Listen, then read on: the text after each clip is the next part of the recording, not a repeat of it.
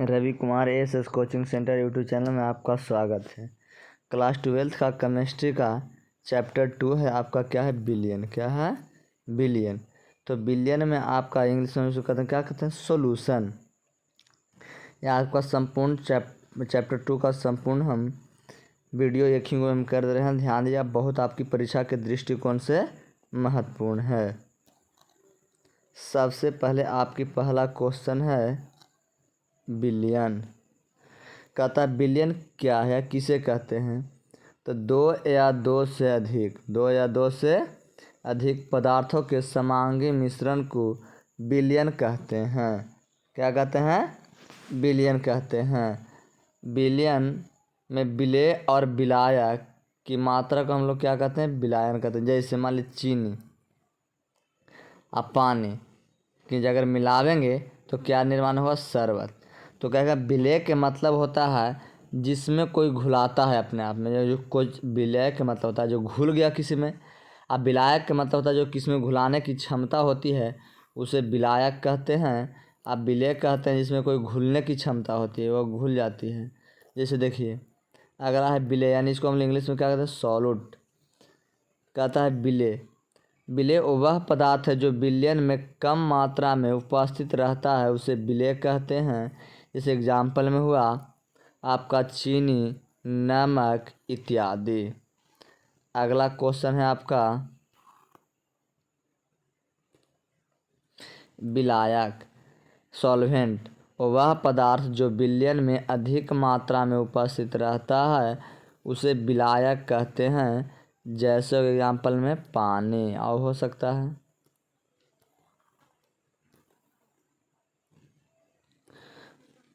अगला क्वेश्चन है आपका द्विअंगी विलयन। द्विअंगी विलयन जब दो पदार्थों के समांगी मिश्रण से विलयन बनाया जाता है तो इसे द्विअंगी विलयन कहते हैं, यानी बाइनरी सॉल्यूशन कहते हैं। जो आपकी परीक्षा के दृष्टिकोण से बहुत महत्वपूर्ण है कि बाइनरी सॉल्यूशन क्या है, बाइनरी विलयन क्या है। जब दो पदार्थों को समांगी मिश्रण से विलयन बनाया जाता है तो इसे द्विअंगी विलयन कहते हैं। जैसे विलेय प्लस विलायक बराबर विलयन। चीनी प्लस पानी बराबर क्या होता है? शरबत।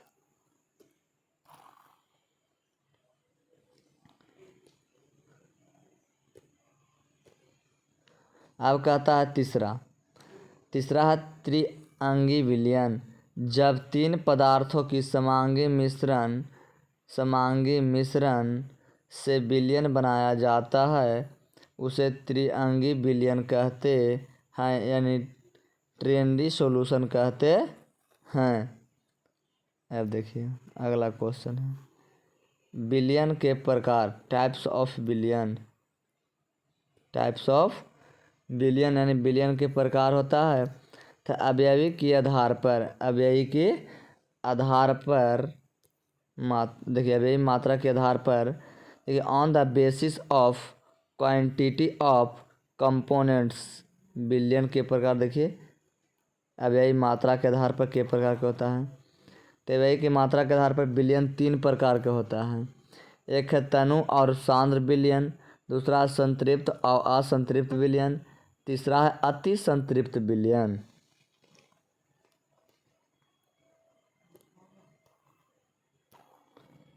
अब देखिएगा, कहता तनु और सांद्र विलयन क्या है? डाइल्यूट एंड कॉन्सेंट्रेटेड सॉल्यूशन क्या है? कहता वह विलयन जिसके इकाई आयतन में विलेय की सांद्रता कम होती है तनु विलयन कहलाता है, तथा वह विलयन जिसके इकाई आयतन में विलेय की सांद्रता अधिक होती है सांद्र विलयन कहलाता है। क्या कहलाता है? सांद्र विलयन कहलाता है। फिर से एक बार, वह विलयन जिसके इकाई आयतन में विलेय की सांद्रता कम होती है उसे, तनु विलयन कहते हैं तथा वह विलयन जिसके इकाई आयतन में विलय की सांद्रता अधिक होती है सांद्र विलयन कहलाता है।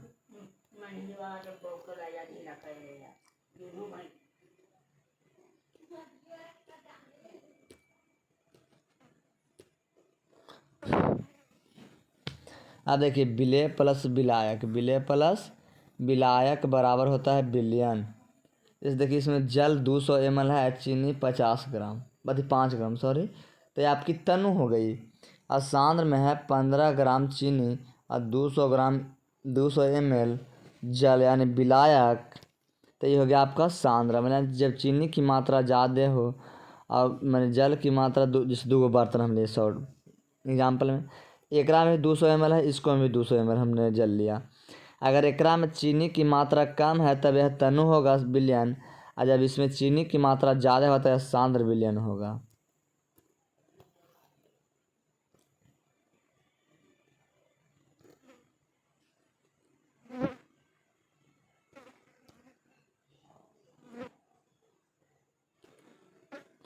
अब देखिए संतृप्त और असंतृप्त विलयन,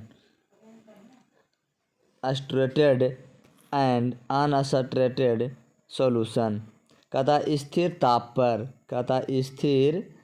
ताप पर वह विलयन जिसमें विलय की अधिकतम संभव मात्रा घुली हो उसे संतृप्त विलयन कहते हैं। अगला है देखिए वह विलयन जिसमें विलय की मात्रा संतृप्त विलयन के लिए आवश्यक मात्रा से कम घुली हो उसे असंतृप्त विलयन कहते हैं। जैसे कहे के मतलब हुआ कि कोई स्थिर ताप रहेगा उसमें वह विलयन में जिसमें विलय की मात्रा अधिकतम होती है। विलय माने क्या होता है? घुले वाला की मात्रा अधिक होती है, अधिकतम संभव घुली हो वह संतृप्त होगा। और दूसरा है असंतृप्त। असंतृप्त में है केवल इसमें मात्रा जिसमें कहता है विलय की वह विलयन जिसमें विलय की मात्रा संतृप्त विलयन के लिए आवश्यक मात्रा से कम होगा। मैंने कहे का मतलब इस संतृप्त विलयन आप देख रहे हैं एकरा में जो विलय की मात्रा है ओकरा से कम होनी चाहिए केकरा में? असंतृप्त विलयन में।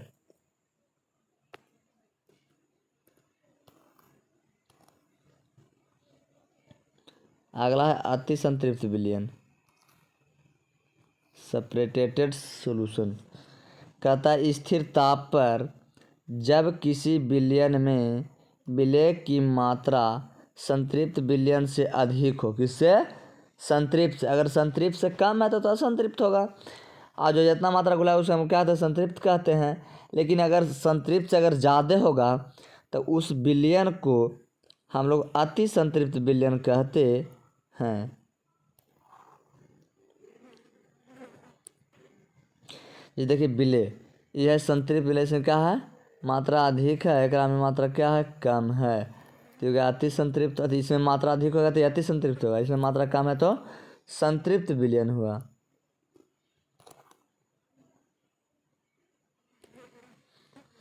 अगला विलायकों की भौतिक प्रावस्था के आधार पर। कहता है एक है देखिए गैसीय विलयन। क्या है? एक है गैसीय विलयन। तो गैसीय विलयन क्या है या किसे कहते हैं? तो वह विलयन जिसमें विलायक गैसीय अवस्था में होता है। जो विलायक है जो गैसीय अवस्था में होता है उसे गैसीय विलयन कहते हैं। देखिए एकरा में विलय प्लस विलायक जो गैस है तो गैसीय विलयन यह बनेगा।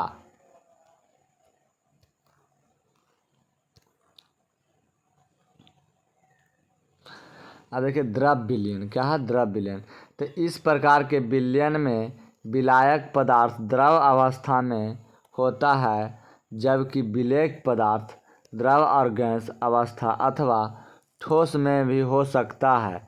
कहे का मतलब द्रव विलयन के है उसमें जो विलायक की मात्रा होगा यानी जो सॉल्वेंट होगा वह केवल द्रव अवस्था में होगा, लेकिन जो विलय की मात्रा जो घुलती है उसकी मात्रा आपको द्रव में भी हो सकता है, गैस में भी हो सकता है, और किस में हो सकता है, ठोस में भी हो सकता है।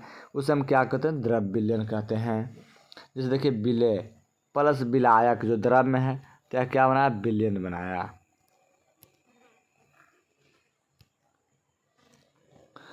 अगला है ठोस विलयन। तो ठोस विलयन है सॉलिड सॉल्यूशन। कहता है यदि किसी ठोस या द्रव एवं गैस के कण आणविक या परमाणविक आकार में किसी दूसरे ठोस पदार्थ में अनियमित रूप से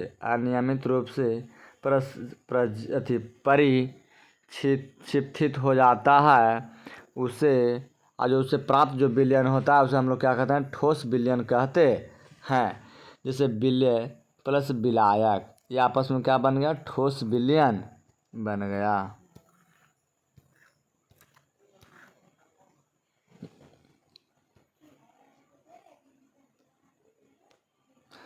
अगला है अवयवों की भौतिक अवस्था के आधार पर। अवयवों की भौतिक अवस्था के आधार पर विलय तथा विलायक की भौतिक प्रावस्था के आधार पर कुल 9 प्रकार होते हैं। कितने प्रकार होते हैं, 9 प्रकार। देखिए कौन कौन होता है।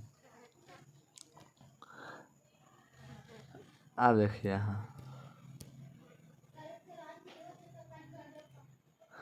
देखिए विलय, तो विलय है, यहाँ एक विलायक है, यहाँ क्या है, विलयन। अगर विलय ठोस में है अब विलायक भी ठोस में है तो वह ठोस विलयन का निर्माण करेगा। किस करेगा, ठोस विलयन का निर्माण करेगा। अगर विलय ठोस में है, विलय किस में है, ठोस में, अब विलायक द्रव में है तो जल में शर्करा या नमक का विलयन बनाएगा। अब देखिए विलायक ठोस में, अब विलय है ठोस में है, अब विलायक गैस में तो वायु में कपूर और धुआं होता है। जैसे वायु में जैसे कपूर और धुआं देखा है ना, उस प्रकार से गैस के रूप में रहेगा। अगर देखिए द्रव रहेगा, विलय है जो द्रव में, अब विलायक जो घुलाता है वो रहेगा ठोस में। तो जैली आप देखे हैं ना, तो ठोस जो जैली देखे हैं एक गोल्ड है एवं मरकरी, क्या है, मैं मरकरी को आप देखिएगा तो इसमें आपका द्रव में मिलेगा। आप देखिए फिर द्रव में रहेगा, अगर विलय द्रव में अब विलायक ठोस में रहेगा, द्रव में रहेगा तो जल में एल्कोहल की मात्रा का निर्माण करेगा, जल में एल्कोहल की मात्रा का निर्माण करेगा। अगर विलय ये क्या है, विलय द्रव में अब विलायक ठोस में तो वायु में नमी बनाएगा। क्या बनाएगा, वायु में नमी विलयन बनाएगा। अब देखिए विलय है जो ठोस गैस में, अब विलायक ठोस में, तो देखिए इससे आप क्या बनेगा, पैलेडियम धातु बनेगा और एवं H2 होगा। अब देखिए गैस में रहेगा विलय, ये रहेगा विलायक द्रव में, तो जल में CO2 carbon dioxide soda water का निर्माण करेगा। अगर विलय द्रव गैस में और विलायक भी गैस में है तो क्या में घुलेगा, वायु में घुलेगा। रुकना है। अब विलेयता सोल्युबिलिटी। विलेयता क्या है, आपका परीक्षा के दृष्टिकोण से बहुत महत्वपूर्ण है। किसी पदार्थ की वह अधिकतम मात्रा जो निश्चित ताप पर 100 ग्राम विलायक में घुल जाती है, उस पदार्थ की विलेयता कहलाती है। उस पदार्थ को हम लोग क्या कहते हैं, विलेयता कहते हैं। कहे के मतलब किसी पदार्थ की अधिकतम जो मात्रा हो जो निश्चित ताप पर 100 ग्राम अगर विलायक में घुलाई जाती है, उसी पदार्थ की मात्रा को हम लोग क्या कहते हैं, विलेयता कहते हैं। जैसे देखिए विलायक 100 ग्राम आई पदार्थ है। अब देखिए गैसों में द्रवों का विलेयता, माने गैस में द्रव का विलेयता कैसे होता है। कहता भिन्न भिन्न गैसों में द्रव की विलेयता भिन्न भिन्न होती है। उदाहरण में जैसे देखिए ऑक्सीजन जल में बहुत कम मात्रा में घुलती है। ऑक्सीजन है जो जल में बहुत कम मात्रा में घुलती है, जबकि कुछ गैस जैसे CO2, HCl इत्यादि जल में घुलनशील होती है। इसमें क्या जल में है जो घुलनशील भी गैस है, लेकिन जल में घुलनशील है। लेकिन ये आपकी ऑक्सीजन जल में बहुत कम मात्रा में घुलता है। फिर आता है गैस की द्रव में विलेयता को अवशोषण गुणांक द्वारा समझाया जा सकता है।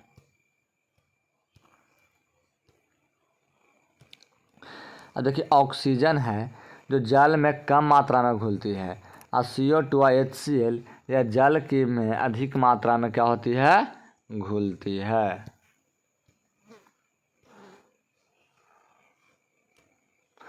अगला है अवशोषण गुणांक। कहता अवशोषण गुणांक क्या, सुनिए।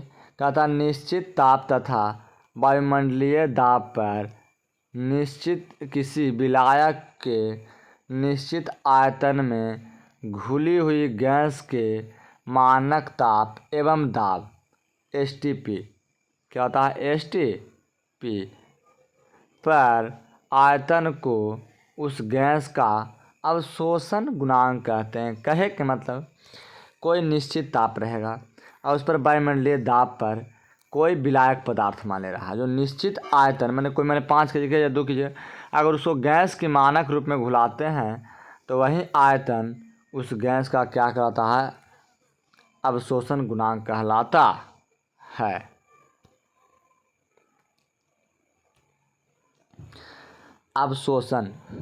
अवशोषण गुणांक के मान में वृद्धि होने पर गैस के विलेयता बढ़ जाती है। अगर अवशोषण गुणांक के मान में अगर वृद्धि होने से गैस के विलेयता की मात्रा क्या होती है, बढ़ जाती है। अवशोषण गुणांक का मान क्या है, अल्फा है। क्या है, अल्फा। या रेसिप्रोकल भी कर सकते हैं, सॉरी गलती हो गया। अवशोषण गुणांक का जो मान होता है विलेयता के क्या होता है, रेसिप्रोकल होता है, समानुपाती होता है। कुछ समान गैसों में अवशोषण का गुणांक 20 डिग्री C ताप पर जलीय विलयन में निम्न है। क्या 20 डिग्री C पर जलीय विलयन में निम्न है। जैसे देखिए, जैसे हीलियम के 20 डिग्री C पर है तो इसका अवशोषण गुणांक 0.09 है। नाइट्रोजन के है तो 0.01215 है। हाइड्रोजन के है तो 0.17, O2 के है 0.028, CO2 के है 0.88 हुआ, H2S के हुआ आपका 2.62, HCl का आपका हुआ 4.42, अमोनिया का आपका हो गया 7.10 होता है। अब देखिए नोट पॉइंट इसमें आपका अमोनिया का अवशोषण गुणांक 7.10 होता है, जो बहुत आपका इम्पोर्टेंट क्वेश्चन है।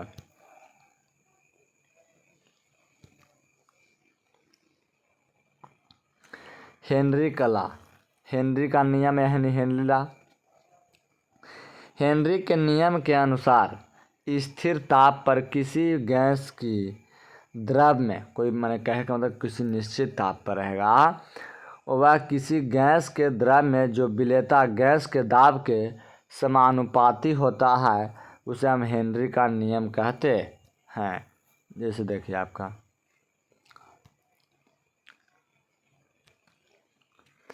जैसे यदि घुली हुई गैस की मात्रा m है, अगर घुला हुआ गैस की मात्रा क्या है, m है, और गैस का दाब P हो तो हेनरी नियम के अनुसार m प्रोपोर्शनल यानी m समानुपाती P होगा। कहे का मतलब अगर m का मान बढ़ेगा तो P का ही मान बढ़ेगा। तो देखिए हम समानुपाती के चिन्ह हटा तो K का कांस्टेंट है, तो K कांस्टेंट का मतलब जहाँ K के मतलब हुआ समानुपाती स्थिरांक होता है। क्या होता है, समानुपाती स्थिरांक। अब कहता है हेनरी के नियम के अनुप्रयोग, एप्लीकेशन ऑफ हेनरीज लॉ।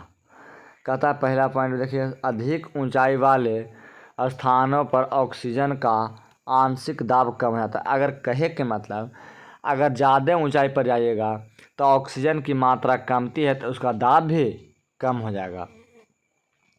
फलस्वरूप यहाँ के लोगों या आरोहकों को रुधिर में ऑक्सीजन की मात्रा कम हो जाती है। कहे कि मतलब अगर ऊपर जाएगा तो अगर आपका ऑक्सीजन कम मिलेगा तो खून में जो भी आपका ऑक्सीजन की मात्रा होती है क्या हो जाती है, कम हो जाती है। यानी जिससे कमज़ोर महसूस होती है, जिससे क्या होता है, कमजोरी की महसूस होती है।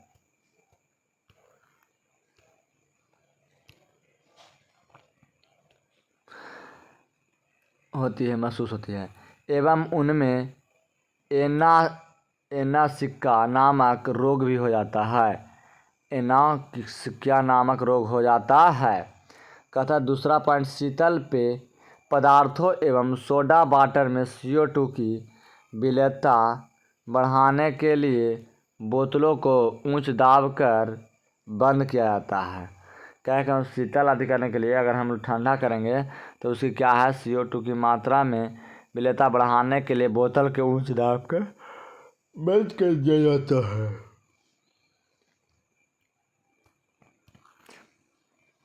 अगला है हेनरी के नियम के सीमा। कहता है यद्यपि यह एक महत्वपूर्ण नियम है परंतु यह केवल तभी लागू होगा जब दाब अधिक होगा, ताप बहुत कम हो, ताप कम न होना चाहिए, गैस विलायक में बहुत कम विलय हो, गैस की आणविक अवस्था द्रव व गैस दोनों अवस्था में समान हो। अगला क्वेश्चन है, अगला बिलियन की सांद्रता। बिलियन की सांद्रता क्या है, तो बिलियन के प्रति इकाई आयतन यानी इकाई मात्रा में उपस्थित विलेय की मात्रा बिलियन की सांद्रता कहलाती है। जैसे देखिए आपका बिलियन है तो यानी विलेय और विलायक होना अनिवार्य है। जैसे देखिए ये आपकी क्या जल है जो विलायक है और चीनी है जो क्या है, विलेय है। कहता बिलियन की सांद्रता व्यक्त करने की विधियां निम्न है। मैंने बिलियन की सांद्रता व्यक्त करे के विधि कितने होते हैं, तो पूछा क्या होता है, तो निम्नलिखित है या निम्न है जो देखिए नीचे। सांद्रता प्रतिशत के पदों में द्रव्यमान प्रतिशत, आयतन प्रतिशत, द्रव्यमान और आयतन प्रतिशत दोनों यानी भार या आयतन या ग्राम लीटर में मोलर होता है, नॉर्मलता होता है, फॉर्मलता होता है, भार या भार, तब मोललता होता है, मोल प्रभाज होता है या मोल अंश होता है। अब प्रतिशत के पदों में पहले हम जानेंगे। प्रतिशत के पदों में द्रव्यमान प्रतिशत या W/W, वेट बाई वेट यानी भार बाई भार। विलेय की मात्रा ग्राम में वह मात्रा जो 100 ग्राम बिलियन में घुली हो उसे द्रव्यमान प्रतिशत कहते हैं। यानी W/W% होता है यानी द्रव्यमान प्रतिशत विलेय का द्रव्यमान ग्राम में अब आटा बिलियन का द्रव्यमान ग्रामे में गुना कितना होना चाहिए, 100। अब कहता आयतन प्रतिशत या V/V, वैल्यूम बाई वैल्यूम यानी आयतन प्रतिशत, आयतन बटा आयतन प्रतिशत। तो देखिए क्या होता है,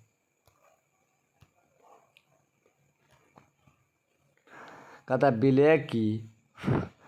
विलेय की मिलीलीटर में वह मात्रा जो 100 मिलीलीटर में बिलियन घुली हो आयतन बटा आयतन प्रतिशत कहते हैं।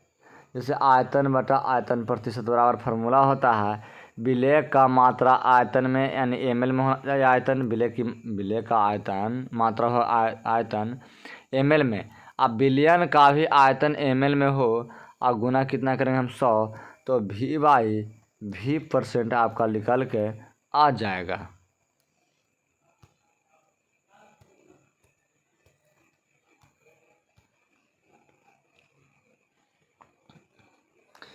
द्रव्यमान प्रतिशत, एग्जाम्पल में 200 ग्राम NaCl को 20 ग्राम MnCl को 200 ग्राम जल में घुलाया गया तो NaCl की द्रव्यमान प्रतिशत ज्ञात करें। विलेय की मात्रा Ma बराबर 20 ग्राम, Mb बराबर कितना 200 ग्राम।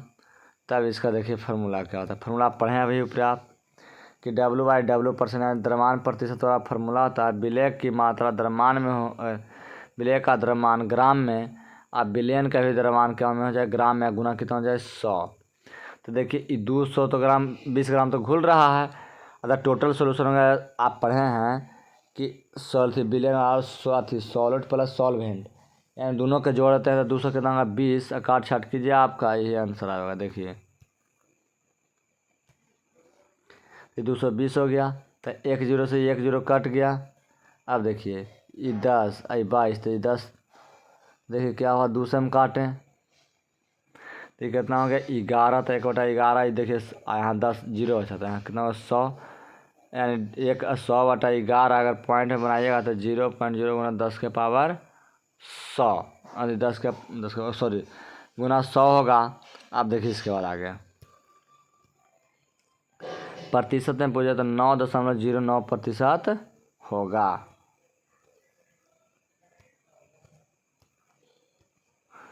आयतन प्रतिशत V/V% में, एग्जाम्पल में 15 ml एथेनॉल को 300 ml जल में घोला गया है तो एथेनॉल की आयतन प्रतिशत ज्ञात करें।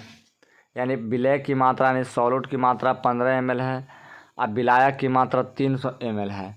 तब इसमें आपसे पूछ रहा है तो विलयन पहले क्या होगा, तो विलयन का आयतन होगा विलेय का आयतन प्लस विलायक का आयतन, दोनों के जोड़ देंगे तो 315 हो जाएगा ml कुल विलयन। तो इसकी फार्मूला होता है आयतन प्रतिशत के V/V%, वॉल्यूम प्रतिशत होता है विलेय का आयतन बटा विलायक के आयतन गुना 100 होता है। तो देखिए 15/315 गुना कितना हो गया 100, तो काटिएगा तो आपको कट जाएगा 15 से, यानी 15 से कटेगा ये आपका आएगा 15×29 तो यानी 1/2 0 35 और फिर 15 यानी 21 बार में। अगर 21 से हम भागा देंगे 1 में तो आपकी भागा देखा था 0.0476 और गुना कितना है ये 100 तो है ये है। अगर गुना के 2 अंक का दशमलव भाग जाएगा तो 4.47% ही आपका क्या आया आंसर।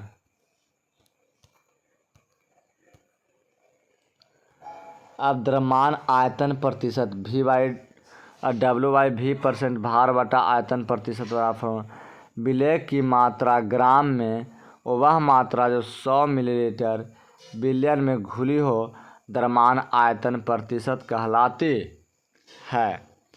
जैसे द्रव्यमान आयतन प्रतिशत होता W/V%, तो विलेय का भार ग्राम में अब विलयन का भी भार ग्राम में मिलीलीटर में हो और गुना कितना होना चाहिए 100 होना चाहिए।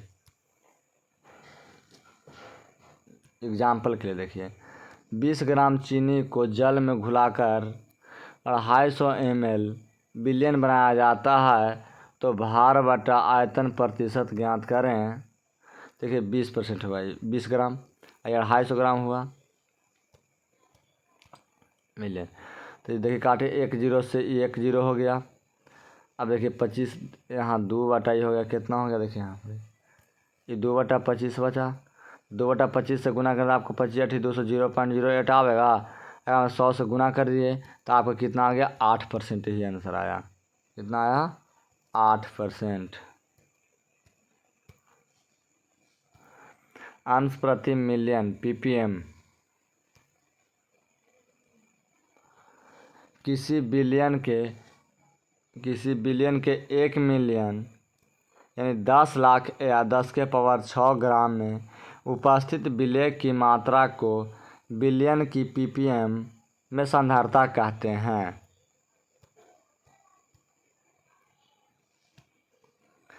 ppm में सांद्रता विलेय का द्रव्यमान ग्राम में और विलयन का द्रव्यमान भी ग्राम में गुना 10 के पावर कितना होना चाहिए 6 होना चाहिए। जैसे एग्जांपल में 9.6 गुना 10 के पावर -3 kg अभी 3 ग्राम और O2 गैस समुद्र के जल से kg में घुली हो तो CO2 की ppm प्रतिशत क्या होगा। विलेय CO2 का द्रव्यमान आपका इतना हो जाएगा 9.6 में दिले है 10⁻³ आप विलेय 1 kg हो कितना 1 kg 1 kg में 1000 ग्राम यानी 10⁻³ ग्राम। देखिए ppm की सांद्रता होती है विलेय का द्रव्यमान ग्राम में, विलयन का भी द्रव्यमान किस में होना ग्राम में गुना 5 होना चाहिए। जैसे देखिए दिया तो लिखे 9.6 में 10⁻³ अब बटा 10 के पावर कितना 3 गुना 10⁻6। अब देखिए दशमलव, अब देखिए यहाँ ध्यान दीजिए ये 10 के पावर 3 ऊपर माइनस होने लगा प्लस में हो गया, वो तो पहले से था। तो बताइए ई वाला सी वाला क्या हो गया ख़त्म, तो बचा कितना 9.6 ppm बचा। मोलालता यानी मोरलिटी विलयन के प्रति लीटर में उपस्थित विलेय के मोलों की संख्या विलयन की मोलालता कहलाती है। कहता है विलयन के प्रति लीटर में उपस्थित विलेय की मोलों की संख्या विलयन की मोलालता कहलाती है। इसे विलयन का फार्मूला होता है विलेय प्लस विलायक।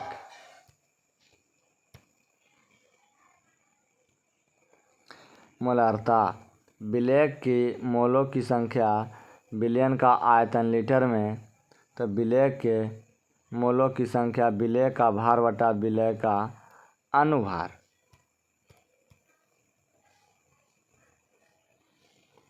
मोलालता m बराबर विलेय का भार बटा विलेय का अनुभार गुना 1 बटा विलयन का आयतन लीटर में होना चाहिए। यहाँ 5.85 ग्राम सोडियम क्लोराइड 200 ml जल में घुला है, तो विलयन की मोलालता ज्ञात करें। देखिए सबसे पहले N यानी सोडियम की मात्रा कितना है 23 ग्राम, HCl की मात्रा 35.5, तो विलेय का भार हो गया 58.5 सॉरी 58 पॉइंट कितना हो गया 5 विलेय का भार। अब देखिए NaCl की मात्रा, तो देखिए कितना था 200 में घुला रहा बटा कितना 1000 होगा, तो 1 0 से 1 0 और 2 0 5 10 यानी 2 बटा 10 यानी 2 पॉइंट कितना होगा 2 20 यानी इतना लगा। विलयन का आयतन कितना होगा 0.20 लीटर।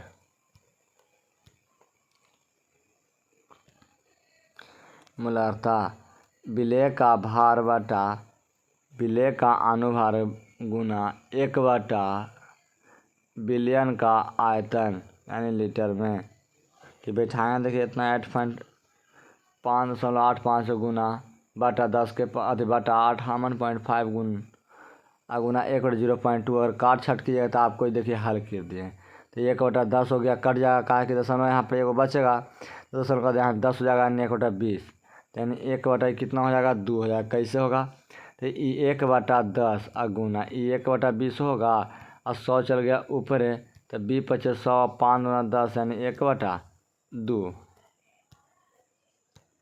1 बटा 2 का मतलब होता है 0.5 मोल प्रति लीटर।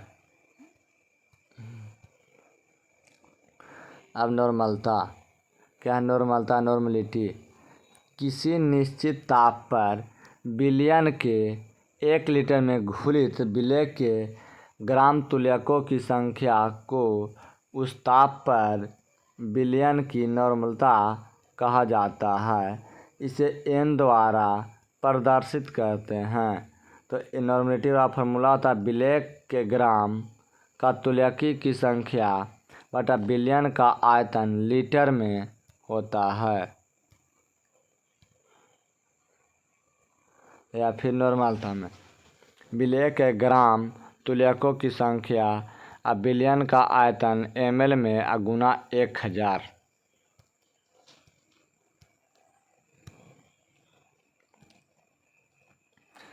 विलेय के ग्राम तुल्यकों की संख्या विलेय का द्रव्यमान बटा तुल्यांकी भार। नॉर्मलिटी बराबर फॉर्मूला होता है विलेय का द्रव्यमान बटा तुल्यांकी भार बटा विलयन का आयतन बटा 1 गुना 1000 गुना 1000। 1000। देखिए इसको पलटिएगा आता आपको आएगा नॉर्मलिटी बराबर विलय का द्रव्यमान तुलांकी भार गुना 1000 बटा बिलियन का आयतन लीटर में।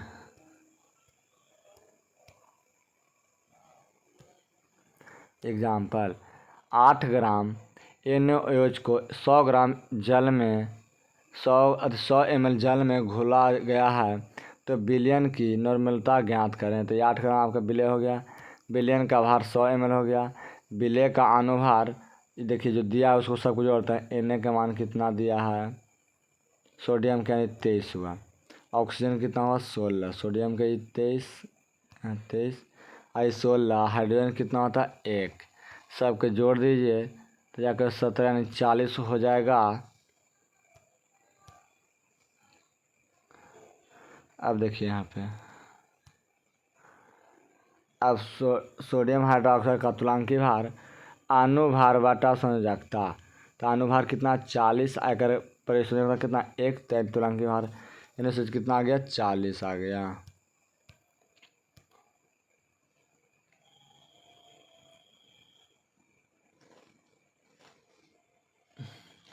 नॉर्मलता बराबर विलय का द्रव्यमान बटा तुलांकी भार गुना 1000 बटा बिलियन का आयतन ml में। तो n बराबर 8 बटा 40 गुना 1000 बटा 200 का 68 कीजिए आपका 2 ग्राम तुलांकी प्रति लीटर होगा।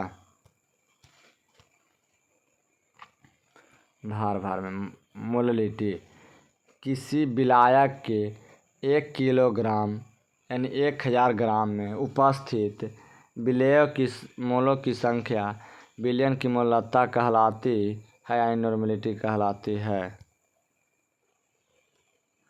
नॉर्मलता को m द्वारा सूचित किया जाता है।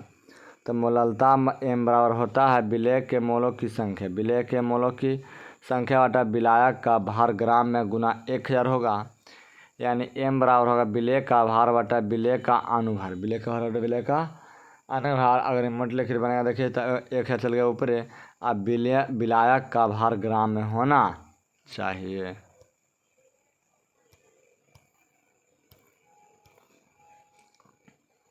एग्जाम्पल में देखिए 14.625 ग्राम सोडियम क्लोराइड को 250 ग्राम जल में विलय किया जाता है यानी घोला जाता है तो प्राप्त बिलियन की मोललिटी की गणना ज्ञात करें। Na बराबर 23 तो विलय का भार है देखिए आपका दिया गया है। अब विलायक का भार इतना 250 ग्राम ये भी दिले है। अब विलय का एनएसएल का अनुभार होता है इस सब के जोड़ेगा तो 58.5 हो जाएगा।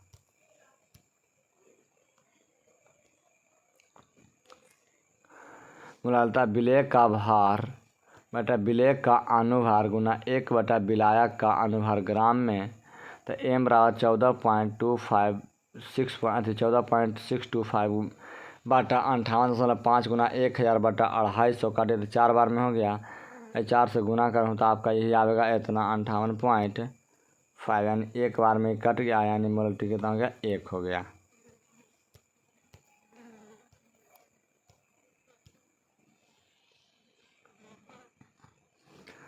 मोल प्रभाजक या मोल अंश बिलियन में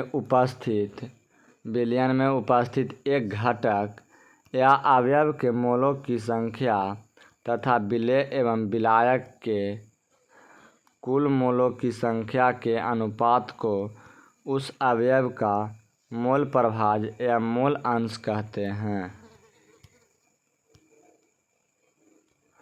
जैसे जल विलायक हो गया और चीनी विलय हो गया तो विलय प्लस विलायक होता है।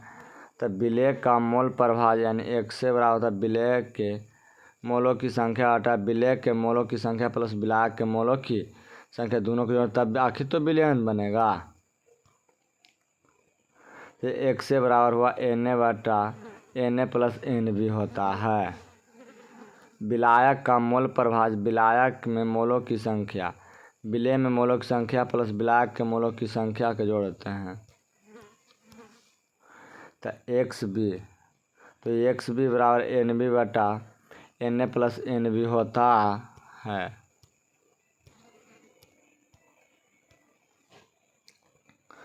XA प्लस XB तो ये जोड़िएगा, आई जोड़िए तो आपका ई से खत्म होता है। एक्स प्लस एक्स बी बराबर कितना हो गया 1, तो एक्स से बराबर हो गया 1 माइनस एक्स, कितना हो गया 1 माइनस एक्स बी।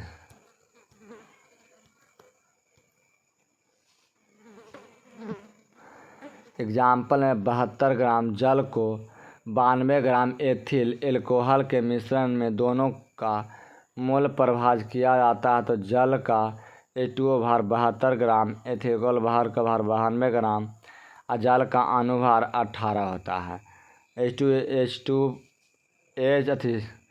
C2H5OH का अनुभार अगर निकाले तो 46 आएगा। तो जल के मोलों की संख्या का फार्मूला होती है, जल के मोलों की संख्या वाला फार्मूला होता है जल का भार बटा जल का अनुभार।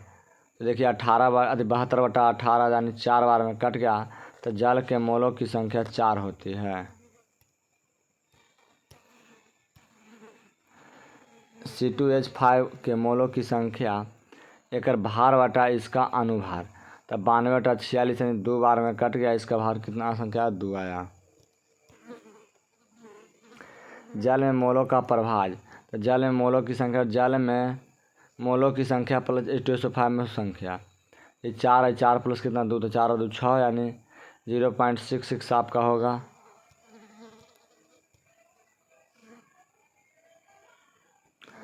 अब C2H5OH का मोल प्रभाज, C2H5 के मोलों की संख्या बटा C2H5 के मोलों की संख्या प्लस जल के मोलों की संख्या, तो ये 2 बटा 4 प्लस 2 यानी 6 हो गया, यानी 1 बटा 3, तो 0.33 आपका आएगा। कितना आएगा 0.33, यही तो आंसर है आपका।